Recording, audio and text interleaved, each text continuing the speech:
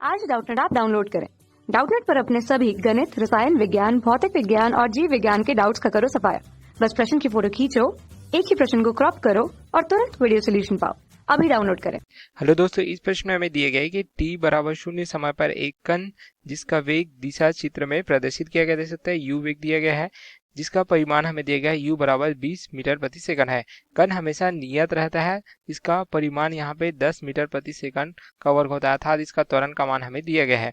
इसका प्रारंभिक वेग तथा त्वरण के मध्य यहाँ पे देख सकते हैं प्रारंभिक वेग u दिया गया है तथा यहाँ पे जो त्वरण है इसके मध्य जो कोण है इसका मान हमें दिया गया है 127 अंश का।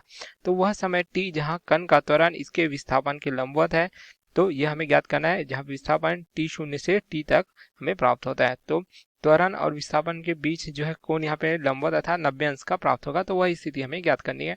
तो यहाँ पे हम क्या देखते हैं, जब देखिए त्वरण के लिए तो अगर देखिए एक जो है सीधी रेखा इस प्रकार से बनाते हैं तो यहाँ पे देख इसका जो कोण है क्या होगा 180 अंश होगा। दूसरी यहाँ पे इसके लंबवत इस प्रकार से रेखा बनाते हैं तो यहाँ पे कोण क्या होगा 90 अंश का होगा। तो यहाँ पे जो वेग है v, इसका जो घटक होगा हमें कुछ इस दिशा में प्राप्त हो जाएगा। तो विस्थापन क्या होता है, जैसा हमें पता है कि वेग बराबर विस्थापन या विस्थापन में जो परिवर्तन होता है बटे यहाँ पे समय। तो विस्थापन बटे समय हम कहते हैं इसे वेग। तो हमें वह मान देखना है जब वेग की दिशा जिस दिशा में होगी उसी दिशा में विस्थापन की दिशा होगी। तो यहाँ पे इस दिशा में देखिए जो त्वरण a है तथा विस्थापन होगा अर्थात वेग होगा, तो इसका मान क्या होगा, यहाँ पे देख सकते हैं इन दोनों के बीच जो कोण होगा 90 अंश लंबवत होगा अर्थात 90 अंश।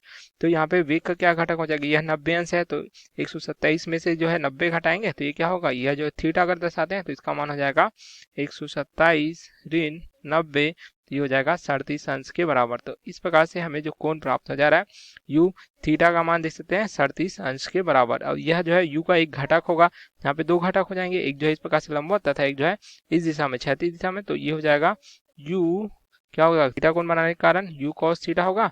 उसी प्रकार से इस दिशा में u sin थीटा के बराबर होगा, जहाँ पे थीटा का मान हमने इस प्रकार से 37 अंश के बराबर प्राप्त किया है। अब देखिए यह जो है इस दिशा में जो वेग का घटक है, ठीक है, यह जो है त्वरण के साथ क्या है 90 अंश का कोण अर्थात यह लंबवत है। तो हम लेकिन हमें जो है दो घटक प्राप्त हो रहे हैं। अब यह इस घटक का मान हमें क्या करना होगा, शून्य करना होगा।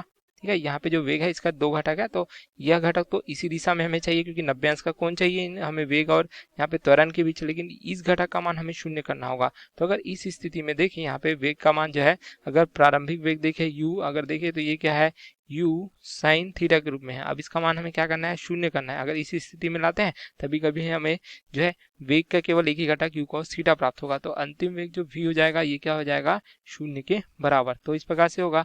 तो मान लीजिए यहाँ से जो u sin थीटा से जो है शून्य तक पहुंचने में लगा समय t है, जिसके कारण क्या होगा, जो विस्थापन है, जो विस्थापन जो है वेग की दिशा में होगा, तो विस्थापन और जो है यहाँ पे जो त्वरण है इसके बीच का कोण 90 अंश अर्थात एक दूसरे के लंबवत होंगे। तो यहाँ पे समय t है। तो यहाँ पे सूत्र गति के प्रथम समीकरण u बराबर u धन a t का उपयोग करेंगे। अब यहाँ पे a क्या दर्शा रहा है, त्वरण।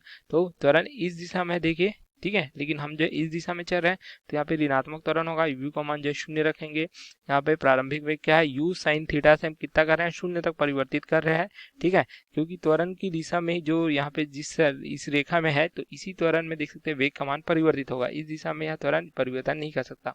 तो इस कारण से हमें इस प्रकार से प्राप्त होगा ऋण a गुणित t। अब यहाँ पे देखिए जो है क्या हो जाएगा, देख सकते हैं at बराबर होगा u sin थीटा के बराबर। तो यहाँ से t बराबर हो जाएगा u sin थीटा बटे a के बराबर।